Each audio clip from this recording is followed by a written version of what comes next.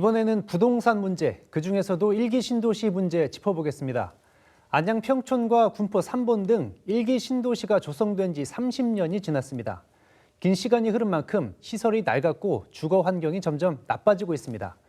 이런 가운데 유력 대선 후보들이 일기 신도시 재정비를 공약으로 내놓으면서 주민들의 관심이 최고조에 달했습니다. 대선 주자들의 일기 신도시 공약을 살펴보고 실현 가능성을 진단해 보도록 하겠습니다. 먼저 일기 신도시의 현 주소를 이재호 기자가 취재했습니다. 안양 평촌 신도시 안에 있는 한 아파트 단지. 10개 동 900세대 규모로 올해로 지은 지 정확히 30년이 됐습니다.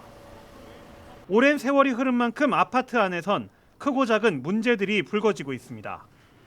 가장 심각한 건 수도 문제. 관이 노후화되다 보니 수도를 틀 때마다 녹물이 나오고 있습니다.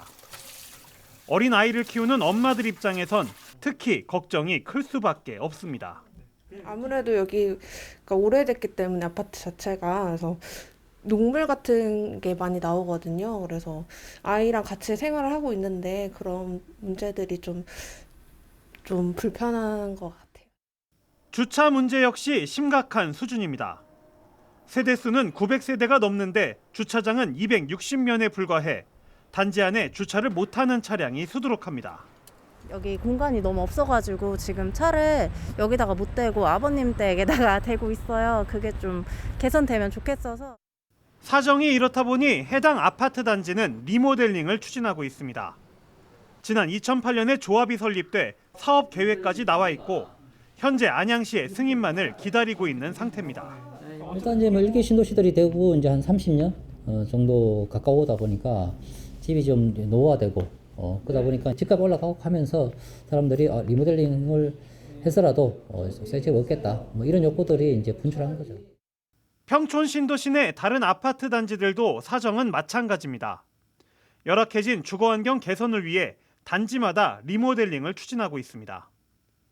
사실 리모델링은 재건축의 대안 성격이 짙습니다. 아파트 재건축은 정밀 안전진단에서 D나 E등급을 받아야 가능한데 평촌 신도시 아파트 단지들은 대부분 B등급을 받고 있습니다. 재건축을 하려면 최소 10년 이상은 기다려야 한다는 이야기입니다. 300%에 묶여있는 평촌 신도시의 용적률도 재건축을 어렵게 만드는 요인입니다. 이미 대다수 아파트 단지들이 용적률이 200%가 넘어 재건축을 해도 층수를 높게 올리기가 불가능하기 때문입니다. 결국 재건축은 어렵다는 판단 아래 리모델링을 선택하고 있는 겁니다. 재건축이라는 게 지금까지 현행 법대로 한다면은 앞으로 지금 일기 신도시 있는 거는 15년 이상 20년을 기다려야 될 거예요. 지금 일기 신도시도 또 서울시에 있는 뭐 아파트들이나 다 15년 이상 된 아파트는 리모델링을 할 수 있는 해당이 돼요. 그런 부분 때문에 지금 리모델링을 다 준비를 할 수 있는 거죠. 평촌 신도시 내 아파트 단지는 모두 54개. 이 중 절반인 27개 단지가 현재 리모델링을 추진하고 있습니다. BTV 뉴스 이재호입니다. 상황이 이렇다 보니 여야 대선 유력 후보들은 앞다퉈 일기 신도시 공약을 내놨습니다. 두 후보 모두 관련 특별법을 만들어서 일기 신도시를 재정비한다는 겁니다. 방식은 재건축이나 리모델링을 통해서 용적률을 무려 500%까지 상향 조정한다는 게 핵심입니다. 워낙 주택 공급에 초점을 맞추다 보니 상당히 파격적인 내용들이 실려 있습니다. 용적률 500%가 적용된다면 어떤 예측이 가능할지 박희분 기자가 자세히 정리했습니다. 여야 대선 후보인 더불어민주당 이재명 후보와 국민의힘 윤석열 후보는 수도권 표밭인 일기 신도시 관련 공약에 초점을 맞췄습니다. 이 두 후보 모두 노후 신도시 재정비를 통한 주택 공급에 이 공약에 초점을 맞췄는데요. 재건축과 재개발을 활성화하고 리모델링도 활성화한다 이런 내용의 일기 신도시 특별법을 제정한다는 건데 두 후보 모두 보시는 것처럼 용적률 500%, 윤석열 후보도 용적률 500%까지 상향하겠다고 했습니다. 이재명, 윤석열 두 후보 가운데 누가 당선이 되든 이 신도시 특별법이 제정되면 재건축과 리모델링 관련 규제는 풀릴 가능성이 매우 높다고 볼 수 있겠습니다. 이 대선 유력 후보들이 왜 이렇게 판박이 같은 공약을 내걸고 또 집중하고 있는지 먼저 수도권 1기 신도시의 개념부터 살펴보겠습니다. 1기 신도시는 집값 안정과 주택난 해결을 위해 서울 근교에 건설한 신도시입니다. 경기도 성남의 분당 신도시, 그리고 고양 일산 신도시, 부천 중동, 안양 평촌, 군포 삼본이 1기 신도시에 포함됩니다. 개발 당시 계획 기준으로 수용 인구는 분당이 39만여 명으로 가장 많고 다음이 일산 신도시가 27만여 명, 그리고 중동, 평촌, 삼본 신도시는 16에서 17만 명대입니다. 이 같은 1기 신도시지만 인구 밀도는 차이가 상당히 크게 납니다. 이 분당과 일산은 타 신도시에 비해서 전원주택이 많고 녹지 비율이 높아서 인구 밀도가 상대적으로 낮은 편입니다. 반면에 이 중동과 평촌, 삼본 신도시 같은 경우는 세 신도시가 다 300이 넘죠. 그중에서도 삼본 신도시는 399, 400에 가까울 정도로 인구 밀도가 매우 높은 지역입니다. 그렇다면 현재 1기 신도시에서 두 후보의 공약대로 용적률을 500%까지 늘렸을 경우를 가정해 보겠습니다. 1기 신도시 가운데 노후 아파트 기준이 되는 30년 이상 된 아파트가 가장 많은 지역은 분당입니다. 분당은 전체 아파트가 92,375가구, 그 가운데 절반에 가까운 42,000여 가구가 노후 아파트입니다. 그 다음으로 많은 지역이 바로 평촌인데 전체 41,800여 가구 가운데 34,000 가구가 넘습니다. 80%가 넘는 가구가 노후 아파트입니다. 10가구 중에 8가구는 노후 아파트라고 볼 수 있습니다. 그리고 삼본, 중동, 일산 마찬가지로 노후 아파트가 굉장히 많이 나와 있는 신도시로 집계되고 있습니다. 이 중에서 이 지역을 기준으로 노후 아파트 비중이 가장 높은 이 평촌 신도시를 예로 들어보겠습니다. 기존 30년 이상 된 노후 아파트 용적률을 약 180에서 220% 정도로 봤을 때 500%로 용적률을 상향 조정하면 산술적으로 가구 수는 최소 2배 이상 늘어나게 됩니다. 현재 34,000여 가구니까 최소 6만 가구 이상이 된다고 보면 됩니다. 그렇게 되면 전체 가구 수는 41,800여 가구에서 8만 가구까지 늘어날 수 있다는 겁니다. 이거를 인구 밀도로 보면은 기존 현재 인구 밀도가 329인데 사실 2배 넘게 올라갈 수 있습니다. 하지만 좀 더 보수적으로 봤을 때 인구 밀도가 한 600 이상 된다라고 볼 수 있는 겁니다. 그러니까 똑같은 면적의 땅에 층고만 올라가면서 거의 2배에 달하는 인구가 살게 되는 셈입니다. 전문가들은 용적률이 늘어나 가구 수가 2배가량 증가하면 교통이나 상하수도, 학교, 병원 등 기반시설 부족 문제가 필연적으로 뒤따를 수밖에 없다고 지적합니다. 지난 1991년 입주가 시작된 1기 신도시는 이미 30년을 경과하면서 주택과 기반시설이 노후화돼 대책 마련이 시급한 상황입니다.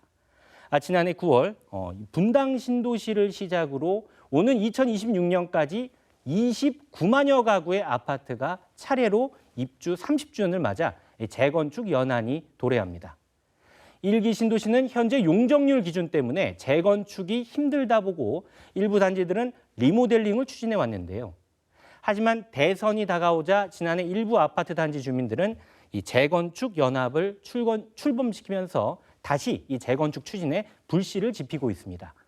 이에 부응이라도 하듯 여야 대선 후보들은 앞다퉈서 이 용적률 500% 허용을 공약으로 들고 나온 겁니다. 현행 최대 300%까지 용적률을 500%까지 올리면 이 재건축 등 정비 사업에 물꼬가 트일 것이라는 게 여야 후보들의 예상인 것 같습니다. 하지만 앞서 보셨듯이 충분히 예측할 수 있는 문제점들 때문인지 이 제도가 도입되더라도 제한적으로 이루어질 것이란 관측이 많습니다.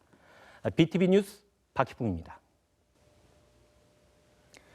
1기 신도시 재건축과 리모델링을 위해 규제를 풀어주겠다는 대선 공약이 나오면서 난개발을 걱정하는 목소리도 높아지고 있습니다.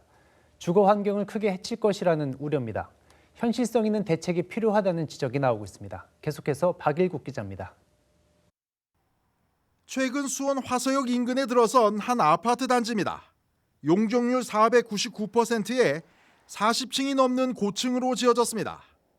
건물이 높은 데다 동간 거리까지 좁다 보니 오전 11시가 돼도 볕이 들지 않는 세대가 많습니다. 도시 미관도 있고 입주자들도 숨 쉴 수 있는 여유를 줘야지. 지금 너무 깜빡했어. 이렇게 밀도가 높으면은 우선 답답하다. 그런 건물 지으면 안 돼요. 용적률이 높을 경우 가장 큰 문제는 바로 주거 환경입니다. 아파트 단지가 촘촘히 붙어 있고 인구 밀도가 높은 지역은 피해가 더 클 수밖에 없습니다. 재건축을 진행 중인 조합들 사이에서도 지나친 규제 완화라는 우려의 목소리가 나오고 있습니다. 이것도 30년 뒤에는 다시 또 재건축해야 될 텐데 그때는 어떻게 할까요? 그럼 800% 가야 될까요?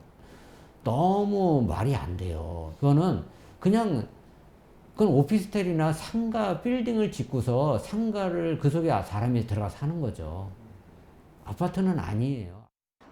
하지만 여야 주요 대선 후보들이 앞다퉈 신도시 아파트 용적률 500%를 공약하면서 재개발 재건축 조합들이 촉각을 곤두세우고 있습니다. 평촌 3본 등에선 리모델링과 재건축을 두고 주민 간의 의견이 엇갈리고 있습니다.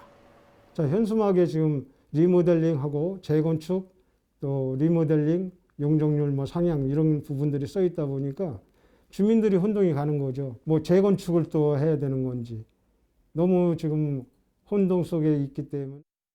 재건축이나 리모델링에 들어가는 단지가 경쟁적으로 늘어날 것이라는 우려도 큽니다. 동시에 사업이 진행될 경우 당장 이주할 곳도 문제입니다. 지금 이렇게 되면은 그 한 6천, 7천 세대가 한꺼번에 이제 진행하는 문제가 돼. 그러면 나중에 이주한다 그러면은 수천 세대가 한꺼번에 가면 이게 도시 자체가 그 이주가 현실적으로 가능할까요? 인구 증가에 따른 도심 난개발에 대한 걱정도 커지고 있습니다. 이미 아파트가 빼곡한 도심에 도로와 상하수도는 물론 학교 등 기반 시설을 확보할 공간이 마땅치 않기 때문입니다. 도로를 우리가 확장을 시킨다. 그러면 도로를 확보를 하려면 자기가 가지고 있는 땅을 일부 내놔야 되잖아요. 그러면 용적률을 올려주는 의미가 하나도 없잖아요. 새로운 정부에서 그걸 추진을 한다고 그러면 과연 그 정부가 있을 동안에 그게 다 이루어질까 하는 것도 참 퀘스천 마크예요. 상황이 이렇다 보니 재개발과 리모델링 조합들 사이에선 현실성 있는 대안이 필요하다는 목소리도 높습니다.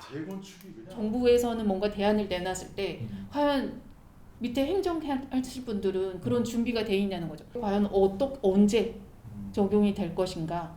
이제 그 문제가 제일 크죠. 그게 왜냐면 지자체에서 준비를 해야 되는 상황이니까. 앞으로 3년 내에 재건축 시한에 도달하게 될 경기 지역 노후 아파트는 65만 세대에 달합니다. 지역에 따라 재건축 기준이 달라질 경우 형평성 문제가 제기될 수도 있습니다. 전면적으로 용적률을 상향 적용할 경우 자칫 도심 난개발을 불러올 수도 있어서 공약 시행 과정에 논란이 불가피할 것으로 보입니다. BTV 뉴스 박일국입니다.